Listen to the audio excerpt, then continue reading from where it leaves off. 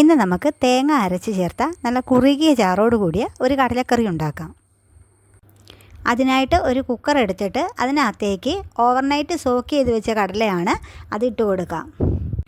അതിനകത്തേക്ക് ഒരു മീഡിയം സൈസിലെ സവോള അരിഞ്ഞതും ഒരു മീഡിയം സൈസിലെ ഇഞ്ചി ചെറുതായി അരിഞ്ഞതും 7 അല്ലി വെളുത്തുള്ളിയും 3 പച്ചമുളക് നെടുകെ പൊളന്നതും ആവശ്യത്തിന് ഉപ്പും വേകാൻ ആവശ്യമായ വെള്ളവും കൂടി ഒഴിച്ച് ഒന്ന് ഇളക്കിയതിന് ശേഷം കുക്കർ അടച്ച് വെച്ച് ഒന്ന് വേവിച്ചെടുക്കാം. കടല വെന്ത് വരുന്ന സമയം കൊണ്ട് നമുക്ക് അതിന് വേണ്ടി ഒരു അരപ്പ് തയ്യാറാക്കിയെടുക്കാം.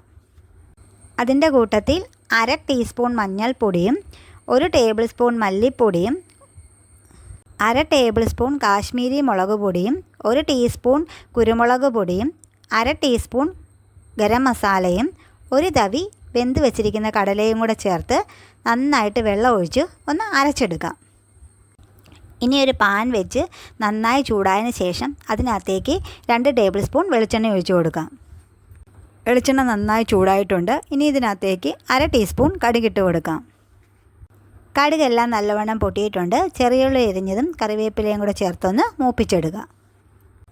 ചെറിയുള്ളിയൊക്കെ പാകത്തിന് മൂത്ത് വന്നിട്ടുണ്ട്. ഇനി ഇതിനകത്തേക്ക് അരച്ച് വെച്ചിരിക്കുന്ന അരപ്പ് ചേർത്ത് നല്ലവണ്ണം പച്ചമണം മാറുന്ന വരെ ഒന്ന് വഴറ്റി കൊടുക്കാം. അരപ്പിൻ്റെയൊക്കെ പച്ചമണം നന്നായി മാറിയിട്ടുണ്ട്. ഇനി ഇതിനകത്തേക്ക് നമുക്ക് വെന്ത് വെച്ചിരിക്കുന്ന കടല ചേർത്ത് കൊടുക്കാം. ആവശ്യത്തിനുള്ള വെള്ളവും കൂടി ഒഴിച്ചു കൊടുക്കാം. ഉപ്പ് കുറവാണോ എന്ന് നോക്കിയിട്ട് പാകത്തിനുള്ള ഉപ്പും കൂടി ചേർത്ത് കൊടുക്കണം.